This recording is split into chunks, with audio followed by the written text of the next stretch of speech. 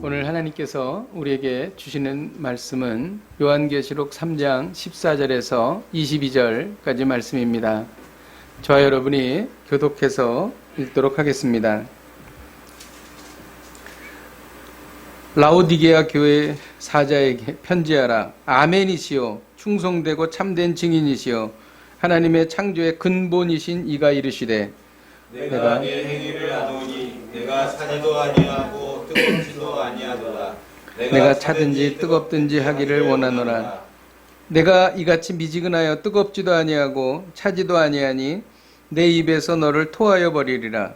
내가 말하기를 나는 부자라 부족한 것이 없다 하나 내 곤고한 것이 가련한 것과 눈먼 것과 벌거벗은 것을 알지 못하는도다. 내가 너를 권하노니 내게서 불로 연단한 금을 사서 부요하게 하고 흰옷을 사서 입어 벌거벗은 수치를 보이지 않게 하고 안약을 사서 눈에 발라 보게 하라. 물은 내가 사랑하는 자를 책망하여 경계하노니 그러므로 네가 열심을 내라. 회개하라. 볼지어다 내가 문 밖에 서서 두드리노니 누구든지 내 음성을 듣고 문을 열면 내가 그에게로 들어가 그와 더불어 먹고 그는 나와 더불어 먹으리라. 이기는 그에게는 내가 내 보좌를 함께 앉게 하여 주기를 내가 이기고 아버지 보좌와 함께 앉은 것과 같이 하리라. 다 함께 귀 있는 자는 성령이 그들에게 하시는 말씀을 들을지어다. 아멘. 이 시간 대한민국을 위해서 같이 기도하십시다. 북한의 위협으로부터 보호해 주시고 북한이 그렇게 함부로 말하지 않게 하여 주옵소서. 또한 전방위적으로 확산되는 코로나 바이러스가 사라지고 백신이 속히 나오도록 하여 주옵소서. 도산 실직을 멈추고 채용, 수출이 늘어나 경기가 빠르게 회복되게 하여 주옵소서. 코로나로 한국교회가 철저하게 회개하고 대한민국이 바로 서는 계기가 되게 하여 주옵소서. 우리가 찬 목소리로 기도하시겠습니다. 하나님 아버지, 남북한의 관계가 어려워지고 있습니다. 하나님 아버지, 정말 남북한이 서로 이해하고 하나님 아버지 한마음이 되는 날이 오게 하여 주옵소서. 하나님 아버지, 서로를 존중하는 그러한 아버지 하나님 관계가 되기를 원합니다. 함부로 말하지 않게 하여 주시고 하나님 아버지 모든 주권은 하나님께 있사오니 하나님께서 하나님 아버지 우리를 지켜주실 줄로 믿사옵나이다. 하나님 아버지 전방위적으로 코로나 바이러스가 확산되고 있습니다. 하나님 아버지 우리를 지켜주옵소서. 치료자와 백신이 속히 나올 수 있도록 인도하여 주시옵소서. 정상적인 일상으로 돌아갈 수 있는 은혜를 베풀어 주옵소서. 하나님 아버지 도산과 실직이 멈추고 하나님 아버지 채용과 수출이 늘어나는 아버지 하나님 경기가 회복되는 은혜를 허락하여 주옵소서. 한국교회가 철저하게 회개하기를 원합니다. 대한민국이 하나님 앞에 바로 서기를 원합니다. 하나님 아버지 일들을 통하여 영광 받으시고 하나님 아버지 함께하여 주셔서 주님 도우시고 아버지 은혜 베풀어 주셔서 하나님 아버지 모든 것이 바로 서게 하여 주시고 정상화로 돌아갈 수 있도록 하나님 아버지 인도하여 주시고 역사하여 주시옵소서. 하나님 아버지 주님 앞에 기도하며 나아가오니 성령님 기름 부어 주시옵소서. 하나님 아버지 하늘 보좌에서 모든 것을 다스리시고 통치하시는 하나님께서 주권을 가지고 계심을 믿습니다. 어떠한 상황 속에서도 우리를 지켜주시는 분은 하나님이신 줄로 믿습니다. 북한의 도발로부터 코로나 바이러스로부터 경기 침체로부터 하나님 우리를 지키시고 보호하여 주옵소서. 하나님 우리가 이때에 더 죄를 뒤집어 쓰고 주님 앞에 회개하며 변화되는 계기가 될 수 있도록 인도하여 주시옵소서. 예수님의 이름으로 기도하였습니다. 아멘. 라오디게아 교회에 대한 말씀입니다. 이 말씀은 우리와 아주 밀접한 관련이 있습니다. 라오디게아는 지난주에 우리가 같이 나누었던 빌라델비아에서 동남쪽으로 70km 떨어져 있습니다. 리쿠스 계곡이라는 곳이 터키에 있는데 그 계곡 안에 3개의 도시가 있었어요. 그래서 그 도시가 라오디게아, 히에라볼리, 그 다음에 골로세, 이 세 개의 도시가 있었습니다. 라오디게아는 에베소에서 동방으로 통하는 무역의 요충지입니다. 그래서 무역이 발달했습니다. 특히 양이 보통 희지 않습니까? 그런데 검은색 양모가 아주 거기서 많이 나왔고 그것으로 고급 옷을 만들었습니다. 그래서 그것이 아주 유명했어요. 그래서 그것을 팔아서 부를 축적했습니다. 그리고 라오디게아에는 큰 금융, 그러니까 은행이 있었습니다. 그래서 그 은행으로 인해서 많은 부를 또 축적하게 되었습니다. 또 라오디게아에는 극장, 경기장, 체육관, 그리고 목욕탕 이런 아주 그 큰 현대식, 그때로 말하면 현대식 시설이 잘 갖추어져 있었습니다. 그러니까 소위 말하면 라오디게아 지역에는 지금으로 말하면 백만장자들이 있던 곳이다. 백만장자들이 많이 있던 곳이다. 이렇게 생각하면 좋겠습니다. 그리고 유명한 특산품이 있었는데 라오디게아에 의과대학이 있었는데 거기에서 안약, 부르기아 안약이라는 안약을 만들었는데 그게 아주 세계적으로 유명했어요. 그래서 이 라오디게아가 아주 그 부유한 곳이었다. 이렇게 우리가 기록을 통해서 볼 수가 있습니다. 라오디게아는 다른 지역과 달리 바울이 이미 갔을 때 교회가 세워져 있었어요. 그래서 그 신학자들이 추측하기로 에바브라가 아마 교회를 거기서 개척하지 않았느냐 그런 이제 추측을 합니다. 그리고 그 라오디게아 지역은 바울이 임명한 아키뽀라는 사람이 감독으로 있었습니다. 라오디게아 교회의 특징은 고난이 없었다는 거예요. 이단이 힘들게 했거나 또 로마 황제로부터 심한 핍박을 받았거나 아니면 그 유대인들이 와가지고 기독교인들에게 고통을 주었거나 그런 일이 기록되어 있지 않습니다. 어려움이 없었죠. 겉으로 보기에는 라오디게아는 화려하고 그리고 교회도 아주 멋있고 그리고 많은 그 프로그램이 있는 그러한 교회처럼 보였습니다. 그런데 주님의 눈에는 그렇게 보이지 않으셨습니다. 이 주님의 눈에 보인 라오디게아 교회는 이렇습니다.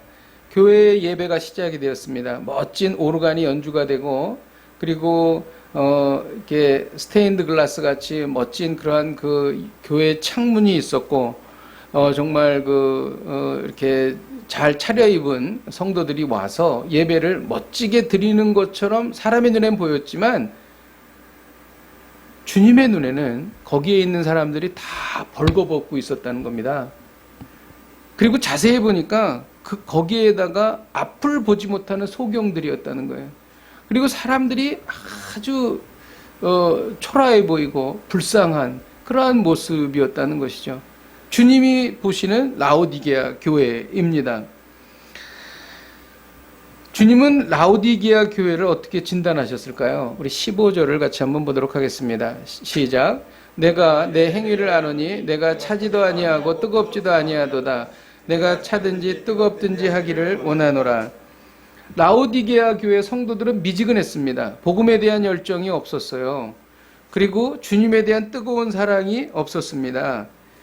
그리스도 복음에 대한 감사와 열정과 감격이 없었습니다. 혹시 이게 우리의 모습이 아닌가요? 그들은 악에 대해서 무기력하고 선에 대해서도 무감각했습니다. 그들은 복음에 대해서 열의를 내지 않았죠. 뜨겁지도 않고 차지도 않았어요. 미지근한 것입니다. 라오디게아 근처에 히에라볼리에는 치료 효과가 있는 뜨거운 온천물이 나왔습니다.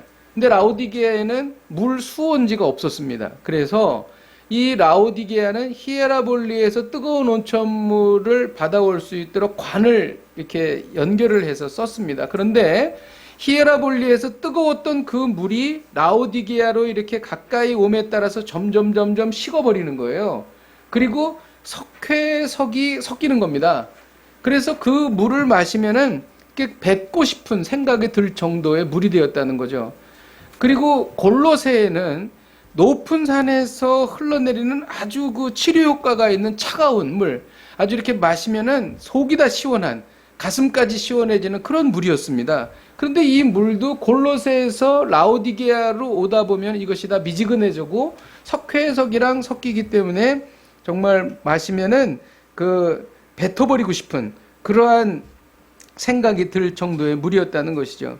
그래서 이것을 예를 들어서 주님께서 내가 미지근한 너를 토하여 버리리라 이렇게 말씀하셨다는 것입니다. 주님은요 화끈한 사람을 좋아합니다. 주님은 미지근한 사람 좋아하시지 않습니다. 왜냐하면 주님이 우리를 뜨겁게 사랑하시기 때문이죠. 십자가 사랑만큼 뜨거운 사랑이 세상에 어디 있어요? 주님은 우리를 뜨겁게 사랑하는데 우리는 주님을 미지근하게 대한다. 거기에 대한 주님의 반응은 내가 너를 토하여 버리겠다. 이 얘기 잘 들으셔야 됩니다. 주님이 이미 우리를 토하여 버렸는지도 모릅니다. 그리고 토하고 계신지도 모릅니다. 또 주님께서 우리를 인내심을 갖고 기다려 주시는지도 모릅니다. 마치 우리가 과일을 먹을 때에 맛있게 먹다가 썩은 부분을 이렇게 입에 먹는 경우가 있습니다. 그럴 때 속에 있을 때 이것을 뱉어버리겠죠, 당연히. 그런데 우리가 이 썩은 부분처럼 미지근한 그러한 상태의 신앙을 유지하고 있는데 주님의 입에서 아직까지는 인내하시고 뱉어버리지 않는 상황인지도 모릅니다. 여러분, 아마 거기에 가까울 거예요. 그래서 우리에게 이런 말씀을 주시겠죠. 우리가 그런 모습이고 한국교회가 그런 모습이다. 여러분, 이것을 어떻게 부정하겠어요? 주님이 뱉어버린다고 하는 것은 무서운 얘기입니다. 주님과의 관계 끊어지는 거예요. 우리에게 미래가 없어요. 그런데 15절은 내 행위를 아노니 이렇게 시작합니다. 미지근하다고 책명하신 것은 보통 우리가 왜 이렇게 마음이 미지근해? 이렇게 얘기하잖아요. 근데 주님은 그렇게 말씀하시는 게 아니라 내 행위가 왜 이렇게 미지근하냐? 행위가 미지근하다 이렇게 말씀하시는 거예요. 이게 무슨 의미일까요? 주님은 마음으로 끝나는 것을 원치 않으십니다. 마음이 행위로 나타나는 것을 원하십니다. 주님은 마음도 보시지만 실질적으로 보시는 것은 행위입니다. 행동을 보면 마음이 차가운지 뜨거운지 알 수가 있어요. 향유 옥합을 깬 여인의 행위를 보십시오. 정말 뜨겁지 않습니까? 그 성경을 읽을 때 우리의 가슴이 뜨거워지지 않습니까? 왜 그렇습니까? 그 여인이 주님을 뜨겁게 사랑하기 때문인 것입니다. 행동이 우리의 마음을 더 뜨겁게 할 수도 있어요. 뭐냐면 뜨거운 마음을 행동으로 나타내면 그 행동으로 인해서 또 마음이 뜨거워집니다. 이런 사람을 주님은 좋아하시죠. 야고보서 2장 17절에 이와 같이 행함이 없는 믿음은 그 자체가 죽은 것이라. 뜨거운 행위가 없는 믿음은 뜨거운 마음이 없는 거예요. 그 마음이 죽어버린 것입니다. 여러분, 라오디게아 교회를 통해서 우리에게 주시는 메시지가 무엇입니까? 주님을 뜨겁게 사랑하고 행위로 이를 증명하라는 거예요. 이 두 가지 이야기가 함축되어 있는 것, 이것이 바로 라오디게아 교회를 통해서 주시는 말씀인 것입니다.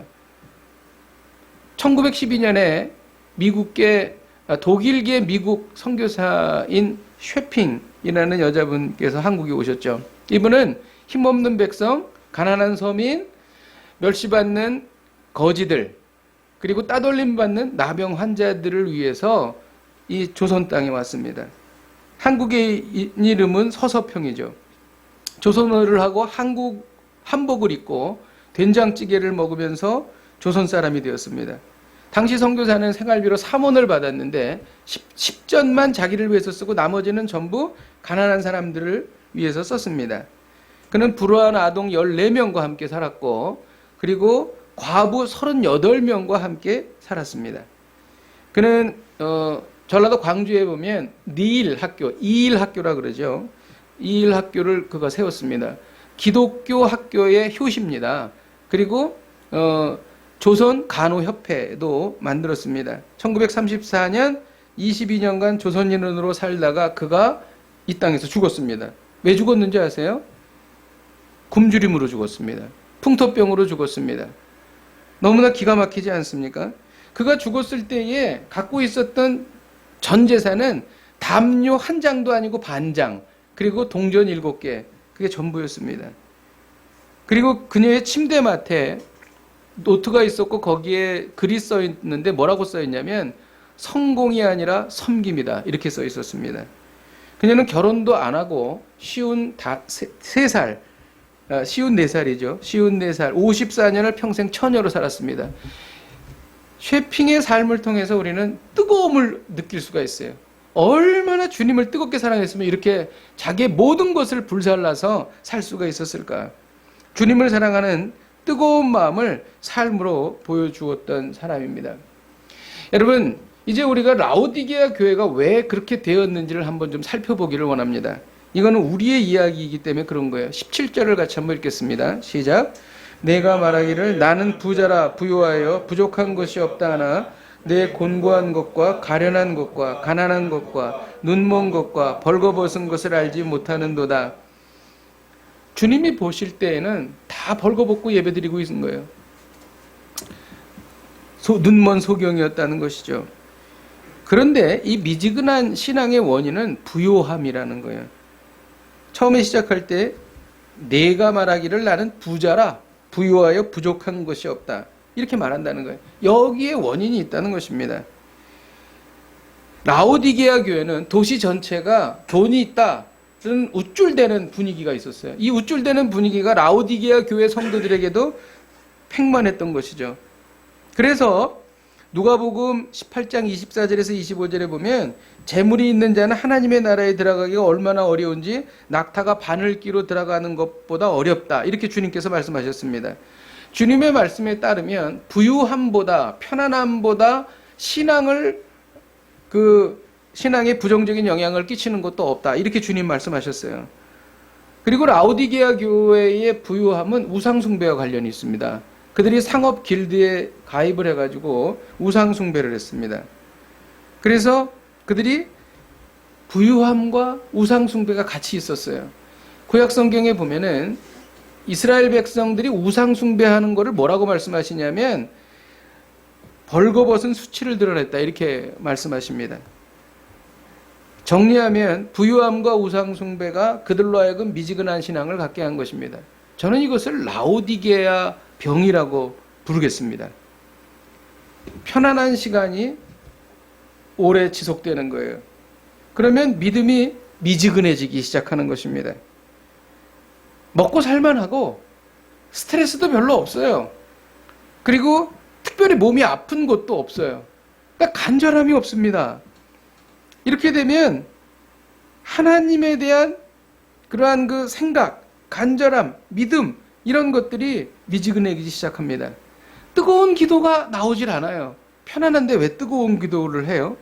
말씀에 대한 갈급함도 없습니다. 뭐가 부족해야 말씀을 찾죠. 이런 시간이 지속되면 처음 사랑이 식어져 버립니다. 그리고 뜨거웠던 신앙이 미지근해 버립니다. 무늬만 크리스찬이에요. 교회 다니십니까? 교회 다닙니다. 종교가 뭐세요? 기독교입니다. 여기까지예요. 그 이상도 이하도 아닙니다. 그리고 세상에 휩들려 살아가는 거죠. 그러니까 크리스천이라고 말할 뿐이지 세상에 점령당한 사람이죠. 라오디게아 병은 편안함과 부유함이 오래 지속되면서 간절함이 사라지고 미지근한 신앙이 되고 또 거기에 결정적인 영향을 준 것은 하나님 외에 그 어떤 다른 것에 집착해서 그것에 전념하는 상태, 그리고 하나님으로부터 점점 멀어지는 상태, 이것이 바로 라오디게아 병입니다. 여러분, 우리가 이것을 진단해 볼 수 있습니다. 키워드는 17절에 나오는 나는 부자라는 단어입니다. 물질적인 것이 시금석이 되는 것이죠. 물질이 모든 것을 해결해 준다라는 생각에 사로잡은 사람, 라오디게아 병에 걸린 것입니다. 그리고 물질적인 부유함이 나에게 행복을 준다라는 마음이 있는 사람, 라오디게아 병에 걸린 것입니다. 그리고 하나님을 향한 마음보다 물질을 향한 마음이 더 아주 간절한 사람, 라오디게아 병에 걸린 것입니다. 왜 그런 줄 아세요? 성경에 하나님과 재물은 겸하여 섬길 수 없다고 기록하고 있기 때문인 것입니다. 황금만능주의, 우상숭배, 이런 것들이 전부 우리의 신앙을 미지근하게 만드는 것이죠. 주님께서 미지근한 신앙을 가진 사람들에게 하시는 말씀은 내가 너를 토하여 버리리라. 너무 무서운 이야기죠. 라오디게아 교회는 선한 영향력을 행사할 수 없었어요. 그들은 미지근해졌고 그들은 소금의 짠맛을 잃어버려서 길거리에 버려져서 발에 밟힐 뿐입니다. 그건 무엇을 의미하는가? 세상에 밟히는 거예요. 크리스찬인데 짠맛이 없습니다. 크리스찬인데 거룩하지 않아요. 크리스찬인데 세상에 본이 되지 않습니다. 그래서 세상 사람들에게 밟힙니다. 이것이 바로 우리의 모습이 아닌가요? 우리가 크리스천으로서 믿지 않는 분들에게 선한 영향력을 줍니까? 우리가 속한 공동체가 거룩함으로 인해서 우리 주변에 있는 사람들이 거룩해집니까? 변화됩니까? 불신자들이 우리 때문에 예수님을 믿고 주님께 돌아옵니까? 만일 그렇지 못하다면 우리 역시 라오디게아 병에 걸린 것입니다. 세상에 대해서도 그렇게 얘기하는 거예요. 간절한 마음이 없습니다. 믿음은 좋고 그렇지 않으면 할 수 없고, 이런 미지근한 태도로 살아가는 것입니다. 여러분, 이 병을 고쳐야 합니다. 이 병을 고치지 않으면 버림받습니다. 라오디게아 병을 어떻게 고칠 수 있나요? 18절을 같이 한번 읽겠습니다. 18절 시작. 내가 너를 권하노니 내게서 불로 연단한 금을 사서 부요하게 하고 흰옷을 사서 벌거벗은 수치를 보이게 않게 하고 안약을 사서 눈에 발라 보게 하라. 주님은 불로 연단한 금을 사라 이렇게 말씀하십니다. 흰옷도 사라고 하시고 안약도 사라고 하십니다. 왜 사라고 하실까요? 우리는 사실 돈을 지불하고 그런 것을 사지 않습니다. 이사야서 55장 1절에 보면 오호라 너희 목마른 자들아 물로 나오라 돈 없는 자도 오라 너희는 와서 사 먹되 돈 없이 값 없이 와서 포도주와 젖을 사라고 말씀하십니다. 값 없이 왜 사라고 하실까요? 이것은 너무나 귀한 것이기 때문에 그렇습니다. 사람들은 거저주면 가치 없이 생각합니다. 자기가 가치 있는 그 금이나 돈을 지불하고 사야 그것이 중요한 것으로 알고 있다는 것이죠. 하나님께서 가장 귀한 당신의 아들이신 예수 그리스도를 십자가에 달려 죽게 하심으로써 우리에게 구원을 허락하신 것입니다. 이 구원은 너무나 값진 것이죠. 그래서 우리 보러 사라고 하신 것입니다. 그런데 우리는 그것을 살 수 있는 능력이 없어요. 그래서 값없이 사라고 말씀하시는 것이죠. 거저주되 이 가치를 인정해라. 그런 얘기입니다. 불로 연단한 금을 사라고 하는 말씀은 뭐냐면 베드로전서 1장 7절에 기록되어 있는데 불순물이 제거된 정결함을 말하는 것입니다. 우리 안에 마음속에 있는 불순물을 제거하라는 것이죠. 우리는 정금이 아닙니다. 우리는 합금이에요. 우리 안에 불순물이 있습니다. 이 불순물을 제거해야 되는데 이 불순물을 제거하기 위해서는 연단을 통해서만 제거할 수 있어요. 그렇기 때문에 뜨겁게 그 금속을 재련하듯이 우리가 연단을 거치면서 우리 안에 있는 불순물들이 빠져나가는 것입니다. 이 불순물들은 뭐냐면 하나님으로부터 멀어지게 하는 요소예요. 그거는 사람마다 다 다릅니다. 그것은 다 사람마다 각자의 상황 속에서 달라요. 취향에 따라서도 다릅니다. 그런데 이것을 제거해내라는 거예요. 근데 제거할 수 없다는 거예요. 언제 제거할 수 있느냐? 고난이 와야 되는 거예요. 고난 속에서 그것이 빠져나가는 것입니다. 그래서 금을 사서 너희가 그 불순물을 제거하라. 그렇게 말씀하고 계시는 것입니다. 라오디게아 교회 중에서 가장 고난이 없었던 교회, 7개 교회 중에서 가장 고난이 없었던 교회가 라오디게아 교회입니다. 그래서 너희에게는 연단이 필요하다. 이렇게 말씀하고 있는 것입니다. 야곱을 보세요. 야곱은요, 그의 전 인생이 불순물을 제거하는 시간이에요. 그는 아버지와 형을 속이고 삼촌 라반의 집으로 도망갈 때부터 그는 큰 연단 속에 빠졌습니다. 얼마나 힘들었으면 그가 광야에서 정말 하늘이 열리고 하나님 앞에 거기서 이렇게 기도를 하고 또 약속을 받았겠습니까? 그뿐인가요? 사랑하는 아들 요셉을 잃어버리고 고난을 당했죠. 그리고 가뭄 속에서 큰 고난을 당했습니다. 그래서 오죽하면 바로 앞에서 가지고 자기 스스로를 소개할 때에 제가 험악한 세상을 살았나이다 이렇게 말하겠어요. 고난 자체가 야곱의 인생입니다. 그런데 이 야곱은 고난이라는 시간을 통해서 불순물을 제거하고 정금이 되어가는 거예요. 그래서 그가 이스라엘의 12지파의 아버지가 된 것입니다. 다윗을 볼까요? 시편 23편에 보면 내가 사망의 음침한 골짜기를 다닐지라도 이렇게 노래합니다. 그가 얼마나 힘든 인생을 살았으면 사망의 음침한 골짜기를 다닌다고 말하겠어요. 그런데 거기에서 여호와는 나의 목자시니 내가 부족함이 없다고 말합니다. 이것은 자기가 편안하기 때문에 부족함이 없다는 게 아니에요. 어려움과 고난 속에서도 부족함이 없다는 것을 깨달았다는 것입니다. 부족함이 없는 감사와 은혜가 있었기 때문이라는 것이죠. 다윗은요, 왕이 되기 전에는 외부의 적으로부터 시달렸습니다. 그는 늘 생명이 경각에 달려 있었어요. 정말 잠도 제대로 편하게 자지 못했습니다. 그리고 그가 왕이 되고 나서는 내부의 적으로부터 시달렸죠. 자식들이 싸우고 서로 죽이고, 그리고 압살롬에 의해서 쫓겨가고, 그의 인생 전체가 고난이라고 봐도 큰 그런 그 잘못된 평가가 아닐 것입니다. 다윗도 역시 고난을 통해서 정금이 되어갔다는 것이죠. 우리 역시 많은 시행착오를 통해서 우리는 불순물을 제거하고 하나님께서 원하시는 삶을 살게 된다는 것이죠. 여러분, 고난 중에 있으십니까? 하나님께서 불순물을 제거하는 시간인 줄로 믿으시기를 주님의 이름으로 축복드립니다. 라오디게아 교회는 세상적인 형통함이 목표였어요. 혹시 그런 것이 세상의 목표이신 분 계십니까? 그리고 그것이 하나님의 복이라고 생각했어요. 그들은 세상적인 관점으로 편했기 때문에 미지근한 신앙을 갖게 되었다는 것이죠. 차라리 서문학교회가 낫습니다. 서문학교회는 고난이 많았죠. 그런데 서문학교회는 뜨겁게 하나님을 사랑했습니다. 환난과 궁핍을 당했는데도 그들은 하나님을 버리지 않았죠. 그들은 끝까지 믿음을 지켰습니다.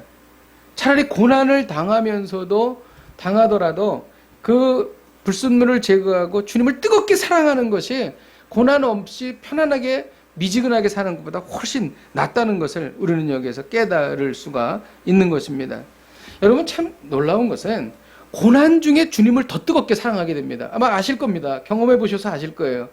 이상해요. 편안할 때보다 고난 당할 때 더 주님을 사랑하게 돼요. 더 주님을 가깝게 느끼게 됩니다. 풍족할 때보다 뭔가 부족할 때 더 주님을 바라보고 주님을 뜨겁게 사랑하게 됩니다. 참 놀랍죠. 이것이 바로 하나님께서 우리에게 주시는 복인 줄로 믿습니다. 그리고 두 번째는 흰 옷을 사서 입으라고 말씀하십니다. 이것은 예수 그리스도로 말미암아 의롭게 되는 것을 말하는 것인데, 이것의 본질은 복음입니다. 계시록 22장 14절에 보면 그 두루마기를 빠는 자들은 복이 있나니, 그 두루마기를 빠는 자, 여러분, 우리는 우리의 힘으로 두루마기를 빨 수 없습니다. 우리가 만일 우리의 죄를 씻는다고 하면은 더럽게 기름때 묻은 손으로 흰색 와이셔츠를 빠는 것과 똑같아요. 이 정결함은 주님만이 주실 수 있습니다. 주님만이 우리를 깨끗게 해주실 수 있어요. 이것이 바로 복음이죠. 여러분, 복음을 묵상하면 뜨거워집니다. 우리가 예수님을 처음 믿을 때에는 복음에 대해서 뜨거워요. 그런데 시간이 지날수록 미지근해집니다. 그래서 늘 맨날 이야기해요. 첫사랑을 회복하십시오. 첫사랑을 회복하기로 합니다. 제발 그런 기도 좀 그만했으면 좋겠어요. 왜냐하면 매일 뜨겁게 주님을 만나고 사랑하는 사람은 첫사랑을 회복할 필요가 없어요. 왜? 지금이 그때보다 더 뜨겁고 지금이 그때보다 더 주님을 사랑하는데 왜 과거를 돌아봅니까? 너희는 이전 일을 기억하지 말고 옛전 일을 생각하지 말라. 그게 무슨 얘기예요? 하나님께서 출애굽할 때에 홍해바다가 갈라진 것보다도 더 엄청난 은혜를 계속 부어주겠다는 거예요. 그러니까 첫사랑을 회복하라. 그런 얘기를 들을 필요도 없고 할 필요도 없어요. 왜? 더 뜨거우니까. 날마다 주님을 사랑하고 더 뜨거운데 어떻게 그런 기도를 할 수가 있겠냐 이거죠. 그 핵심적인 내용은 뭐냐면 복음입니다. 복음을 우리가 뜨겁게 갖고 있으면 우리는 뜨겁게 주님을 사랑하게 된다는 것이죠.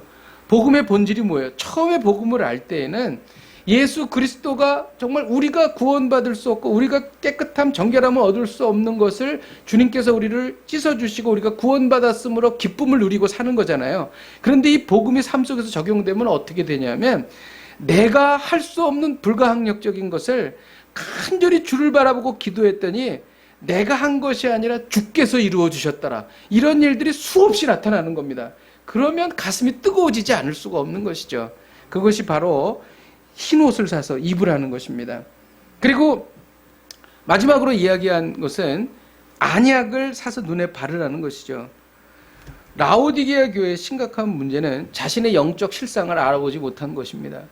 자기가 벌거벗고 소경이고 초라하고 가난하고 비참한 상태였는데 그것을 전혀 알지 못했다는 것입니다. 라오디게아에는 그 지방의 명물인 부르기아 안약이 있었는데 그 안약을 비유해서 주님께서 말씀하시는 거예요. 너 안약을 사서 눈에 발라라. 이것은 무엇을 말할까요? 영적 분별력을 말하는 것입니다. 우리가 영적으로 분별하기 시작하면 가슴이 뜨거워지지 않을 수가 없어요. 그냥 일상을 살아가는 것 같아요. 근데 알고 보니까 주님의 크신 도움이었더라 라고 영적인 눈으로 바라보게 됩니다. 세계 곳곳에서 이상 기후 현상이 벌어집니다. 중국의 여러 성에서 홍수가 났는데 그것을 영상으로 보면 정말 기가 막힙니다. 더러운 물이 막 집안을 막 들어오고 사람들이 얼마나 고통을 당하는지 몰라요. 여러분, 우리 얼마나 좋은 데 살고 있습니까? 그것을 영적인 눈으로 바라보는 겁니다. 아, 주께서 우리를 지켜주시는구나. 이것은 정말 놀라운 은혜다라는 것을 깨달을 때에 가슴이 뜨거워진다는 것이죠. 뜨겁게 주님을 사랑할 수 있다는 것입니다. 어디 그것뿐이겠습니까? 정말 우리의 일상, 그리고 우리의 일거수일투족, 우리가 아침에 건강하게 일어나는 것 자체가 큰 은혜입니다. 주님께서 우리를 지키신다는 것이죠. 이것을 영적인 눈으로 바라보면 아, 주님을 사랑하지 않을 수가 없는 것이죠. 주님을 향해서 뜨거워지지 않을 수가 없다는 것입니다. 그런데 이 영적인 분별력은 한 번에 탁 들어오는 게 아니에요. 주님께서 소경을 고쳐주신 적이 있습니다. 그때에 소경을 고쳐주셨는데 이 소경이 눈을 뜨긴 떴는데 완전히 뜨지 않았어요. 무엇이 보이느냐? 주님께서 물어보셨습니다. 나무 같은 것이 걸어 다니는 것이 보입니다. 확실히 보이지 않은 것이죠. 그리고 주님께서 다시 안수해서 기도하셨습니다. 그랬더니 확실히 잘 보였다는 것이죠.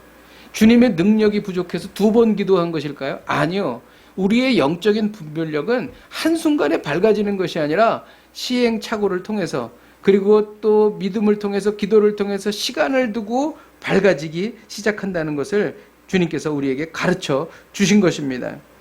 그리고 영적 분별력은요, 절대로 내가 얻고 싶다고 얻는 게 아니에요. 주님께서 주셔야 합니다. 주님께서 영안을 열어 주셔야 우리가 볼 수 있게 되는 것입니다. 요한복음 9장 39절에 보면 예수께서 이르시되 내가 심판하러 이 세상에 왔으니 보지 못하는 자들은 보게 하고 보는 자들은 맹인이 되게 하려 함이라. 눈을 뜨게 하는 절대적인 주권은, 능력은 주님에게만 있으신 것입니다. 여러분, 주님께서 눈을 열어주셔서 영안이 열리시기를 주님의 이름으로 축복드립니다. 안약, 주님께서 우리에게 오실 때는 그냥 오시지 않으세요. 안약을 가지고 오시는 것이죠. 연단한 금을 가지고 오시는 것입니다. 우리에게 선물을 가지고 오시는 거예요. 흰 옷을 가지고 오시는 것이죠. 주님께서 이 가지고 오시는 이 선물을 우리가 어떻게 받을 수 있을까요? 이것은 우리에게 달려 있습니다. 20절을 같이 한번 읽겠습니다. 시작. 볼지어다 내가 문 밖에 서서 두드리노니 누구든지 내 음성을 듣고 문을 열면 그에게로 들어가 그와 더불어 먹고 그는 나와 더불어 먹으리라.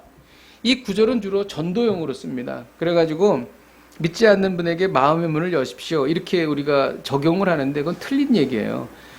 이 라오디게아 교회에게 주신 말씀이에요. 그러니까 주님께서 7교회에게 주신 서신은 믿지 않는 자들에게 주신 서신이 아니에요. 믿는 자들에게 주신 서신입니다. 그러니까 마음의 문을 열고 주님을 받아들이라고 하는 것은 믿는 자들, 믿음이 실족한 자들, 미지근해져 버린 자들, 믿음이 식상해져 버린 자들, 이런 성도들에게 주시는 하나님의 말씀이죠. 주님은 애타는 심정으로 식어버린 열정을 다시 불태우기를 원하시는 것이죠. 성도의 문을 두드리고 계시는 것입니다. 유명한 그림 있잖아요. 홀먼 헌트의 세상의 빛이라는 그림 있지 않습니까? 거기서 주님이 밖에서 문을 두드리고 계시죠. 여러분들 다 기억하실 거예요. 그런데 그 그림에는 문 밖에서 여는 손잡이가 없어요. 왜냐하면 안에서 열어야만 주님이 들어가실 수 있습니다. 이것이 바로 주님이 우리를 도우시는 방법입니다. 주님은요, 마음의 문을 열지 않는다고 그 문을 깨부수고 들어가지 않으십니다. 대신 끈질기게 마음의 문을 두들고 계십니다. 어떻게 보면 주님의 창조주의 자존심을 무너뜨리면서 우리의 문을 두드리고 계신다, 이렇게 볼 수 있습니다. 그러니까 설득하시는 거예요. 이제 어울리지 않는 단어지만 주님께서 애원을 하고 계시는 것입니다. 이것에 대해서 주님의 마음을 비유를 통해서 말씀해 주셨어요. 하나님께서 이제 그 주님께서 탕자의 비유를 말씀해 주셨잖아요. 근데 탕자가 아버지 재산을 가지고 창기와 함께 말아먹을 때에 먼 나라에 갔잖아요. 근데 그 아버지가 그 아들을 찾아서 먼 나라로 갑니까? 안 갑니까? 안 갑니다. 문 앞에서 기다리는 거예요. 이게 바로 주님께서 우리에게 행하시는 방식인 것입니다. 주님은 미지근해진 우리의 마음, 우리에게 오셔서 문을 두드리고 계십니다. 이때 열어야 되는 것입니다. 이때 열지 않으면 어떻게 될까요? 토해버리시는 거예요, 여러분. 여러분 그런 생각 안 드세요? 저는 진짜 이미 하나님께서 그 일을 시작하신 게 아닌가? 저는 코로나 바이러스를 통해서 또 여러 가지 돌아가는 모습을 통해서 그런 두려움이 있습니다. 그런데 오늘 말씀을 보면 주님의 아주 깊은 사랑, 뜨거운 사랑이 이 안에 들어있습니다. 21절을 같이 한번 읽겠습니다. 21절 시작. 이기는 그에게는 내가 내 보좌를 함께 앉게 하여 주기를 내가 이기고 아버지 보좌에 함께 앉은 것 같이 하리라.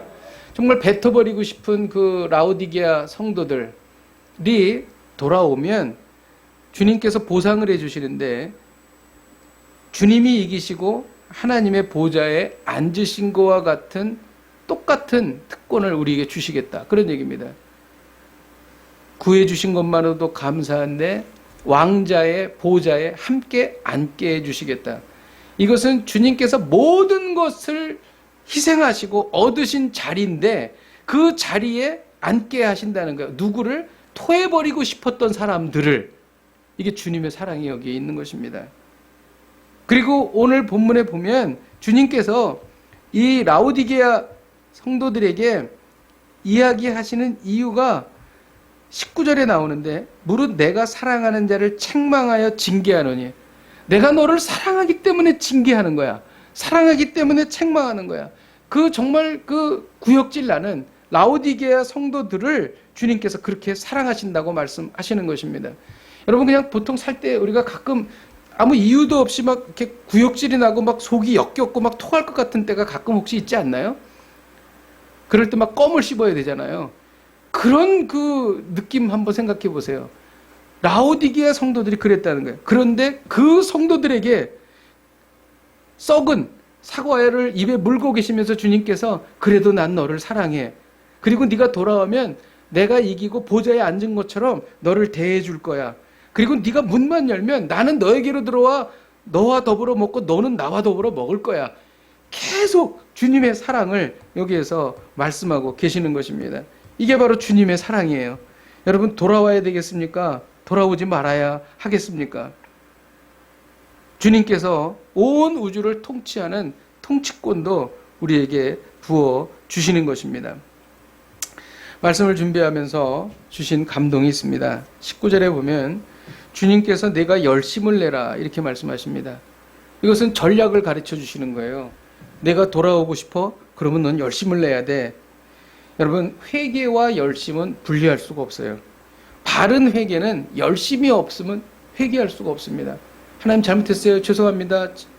저의 죄를 용서해 주세요. 예수님의 이름으로 기도합니다. 이런 그 입에 바른 그런 회개가 아니라는 거죠. 열심히 회개해야 된다는 거예요. 라오디게아 교회는 진정으로 회개하는 모습이 없었어요. 왜? 미지근하니까. 열심을 내라는 헬라어 원어는 뭐냐면요. 열심으로 불타오르다 그런 뜻입니다. 죄를 회개하는 데 있어서 불타오르는 마음으로 회개해야 된다는 것이죠. 다윗을 한번 볼까요? 다윗이 밧세바 사건으로 범죄했을 때 하나님 앞에 열심히 회개했습니다.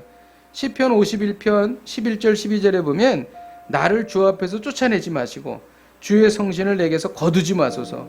주의 구원의 즐거움을 내게 회복시키시고 자원하는 심령을 쳐 나를 붙드소서. 다윗은요, 하나님 제가 간음을 저질렀습니다. 저를 용서해 주십시오. 여기서 끝난 게 아니에요. 저를 쫓아내지 말아주세요. 주의 성령을 거둬주지 말아주세요. 그리고 더 나갑니다. 주의 구원의 즐거움을 내게 회복시켜 주세요. 그리고 자기의 마음도 움직여달라 그래요. 자원하는 심령까지 주세요. 그리고 나를 붙들어 주세요. 내가 더 이상 방황하지 않도록, 죄에 빠지지 않도록 나를 붙들어 주세요. 얼마나 열심히 회개하고 있습니까? 여러분, 열심히 회개한다는 것은요, 즉시 회개하는 것입니다. 회개하는 데에 있어서 단 한 시간의 여유도 두지 않는 거예요. 내일이나 모레에 회개해야지. 이건 열심히 회개하는 게 아닙니다. 바로 그 순간 하나님 앞에 간절히 눈물을 흘리며 회개하는 것. 이것이 회개하는 거예요. 그리고 열심히 회개하는 것은요, 힘을 다해서 회개하는 것입니다. 입으로만 회개하는 것이 아니라 행동으로 보이는 것입니다. 어떤 사람과 다투고 미워했다면 그 사람을 화해하고 거기서 끝나는 게 아니라 더 나아가 친하게 지내는 거예요. 더 나아가 사랑하는 것입니다. 이게 열심히 회개하는 거예요. 그리고 열심히 회개하는 것은 그 잘못이 재발되지 않도록 조치를 다 취해 나가는 거예요. 음란한 영상을 봤다면 컴퓨터 혹은 스마트폰에서 완전히 삭제해 버리는 것입니다. 이니셜라이제이션을 시켜버리는 거예요, 여러분. 어떤 사람과 다투고 미워했다면 다툴 수 있는 조건을 다 제거해 버리는 거예요. 내가 죄 짓는 친구를 자꾸 만난다 그러면 그 친구와 절교해 버리는 것입니다. 열심히 하는 회개가 진짜 회개인 것이죠. 여러분, 요즘에 회개할 일이 있으십니까? 자꾸 주님께서 그것을 떠올리는 사건이 있습니까? 그리고 자꾸 마음에 걸리는 사람이 있으십니까? 마음에 주신 감동과 깨달음이 있으십니까? 그렇다면 열심히 회개하십시오. 이사야 22장 12절에 그날의 주 만군의 여호와께서 명령하사 통곡하며 애곡하며 머리털을 뜯으며 굵은 배를 띠라 하셨거늘이라는 말씀이 있어요. 통곡하고 애곡해야 합니다. 여러분, 엉엉 울면서 하나님 앞에 회개해 본 적 있으세요? 의자에서 회개하다가 너무 가슴이 아프고 속상하고 그래서 의자에서 떨어져서 무릎을 꿇고 아니면 바닥에 그냥 엎드려서 통곡하고 애곡해 본 적이 있으세요? 이는 마음과 찔림과 감동이 있다는 거죠. 그리고 애곡하고 머리털을 뜯는 것은 전심을 다해서 회개하는 것을 말하는 것입니다. 굵은 배를 띠는 것은 애통하는 마음의 상태가 외부로 나타나는 것이죠. 이렇게 회개하라는 것이죠.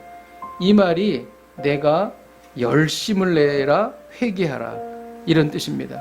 그렇게 회개하면 미지근한 마음이 사라지고 뜨겁게 주님을 사랑하는 마음이 회복된다는 것이죠. 어떻게 하시겠습니까? 우리 한국교회 어떻게 해야 될까요? 여러분, 우리 서울로 산낙교회는 어떻게 해야 될까요? 제 마음이 라오디게아 교회의 마음이 아닌가요? 여러분의 마음이 라오디게아 교회 성도처럼 미지근해지지 않았나요? 주님을 사랑하는 뜨거운 마음이 있으십니까? 오늘 하나님께서 우리에게 말씀하십니다. 뜨겁게 주를 사랑하고 행위로 이를 증명하라. 뜨겁게 사랑하고 행위로 이를 증명하라. 이를 위하여 연단을 통해 불순물을 제거하십시다. 복음으로 뜨거워지십시다. 그리고 영적 분별력을 가지십시다. 지금 바로 이 시간 주께서 문을 두드리고 계십니다. 여러분, 오늘 이 예배를 통해서 완전히 변화하십시다. 제발 더 이상 주님께서 그 역겨워서 뱉어버리고 싶은 그 미지근한 그 마음 이제 우리 버리십시다. 그리고 활활 타오르는 뜨거운 심정으로 우리 주님과 함께 새롭게 시작하십시다. 주님의 보좌에 함께 앉게 해 주실 것입니다. 우리 같이 함께 찬양하고 기도하십시다. 우리 주님만 주님만 주님만 사랑하리. 우리 같이 찬양하십시다.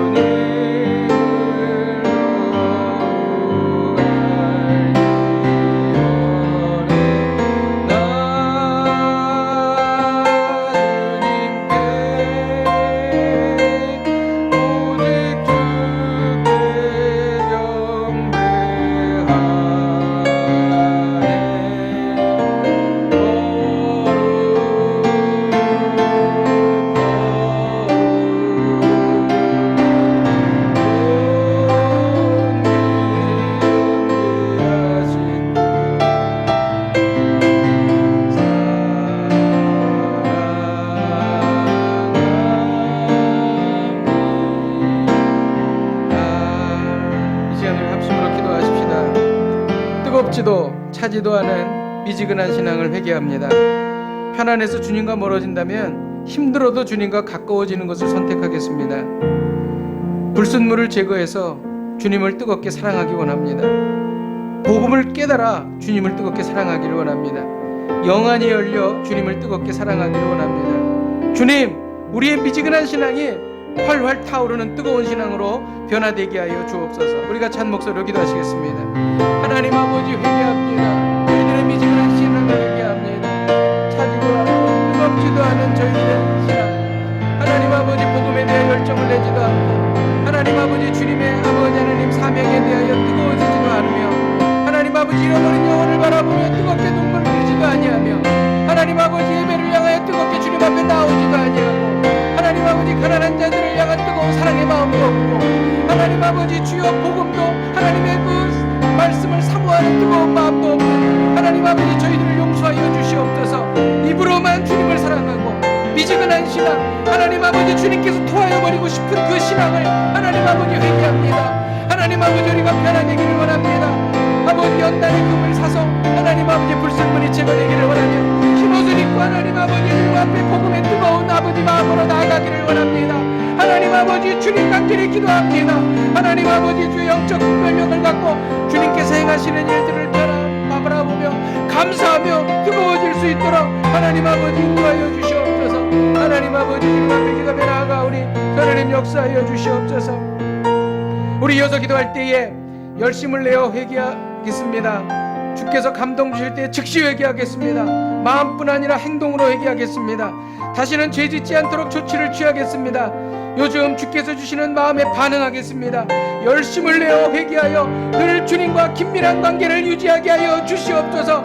주여 저희를 용서하여 주시옵소서. 우리 함께 통성으로 회개하겠습니다. 하나님 아버지 주님 앞에 기도하며 나아갑니다. 하나님 아버지 주님, 아버지 하나님, 우리가 아버지 하나님 입술로만 가볍게 회개하였습니다. 하나님 아버지 주여 우리가 아버지 하나님 주여 말로만 회개하였습니다. 하나님 아버지 우리가 열심을 내어 회개하기를 원합니다. 통회하기를 원합니다. 굵은 죄를 아버지 하나님 뒤집었으며 회개하기를 원합니다. 하나님 아버지 죄를 뒤집었으며 회개하기를 원합니다. 하나님 아버지 즉시 회개하겠습니다. 하나님 아버지 주여 우리들의 마음 가운데 주님께서 아버지 말씀하시는 하나님 아버지 그 마음을 우리가 깨달아 알기를 원합니다. 죄 짓지 않도록 조치를 취하도록 하겠습니다. 하나님 아버지 주께서 주시는 아버지 하나님 마음에 반응하도록 하겠습니다. 하나님 아버지 열심을 내어 회개하기를 원합니다. 하나님 아버지 주님과 긴밀한 관계를 아버지 회복하게 하여 주시고 뜨거운 마음을 가질 수 있도록 하나님 아버지 인도하여 주시기를 간절히 바라옵고 소망하오니 하나님 역사하여 주시고 은혜 베풀어 주시옵소서. 하나님 아버지, 하나님의 생명의 말씀을 읽으면서도 뜨거운 눈물을 흘린 지가 너무나 오래되었습니다. 예배 중에 가슴이 뜨거워지고 주님을 사랑하는 마음으로 불타올랐던 때가 언제인지 기억이 나지 않습니다. 하나님 아버지, 주님을 사랑하는 마음이 아버지 식어져 버렸습니다. 하나님 아버지 미지근한 저희들을 용서하여 주시옵소서. 부디 저희를 토하지 말아 주시고 하나님 우리의 그 뜨거운 주님에 대한 사랑이 회복되게 하여 주시옵소서. 하나님 아버지 뜨겁게 주님을 사랑하기를 원합니다. 우리가 주님을 뜨겁게 사랑할 수만 있다면 이 종말과 심판의 때에 아무리 어려운 일이 있어도 우리가 이것을 감당하며 주님의 그 손에 붙들려서 하나님 아버지 우리가 이것을 감당하고 이겨나갈 줄로 믿습니다. 하나님 우리의 가슴이 뜨거워지게 하여 주시옵소서. 불타오르게 하여 주시옵소서. 그런 신앙을 갖게 하여 주시옵소서. 예수님의 이름으로 기도하였습니다. 아멘.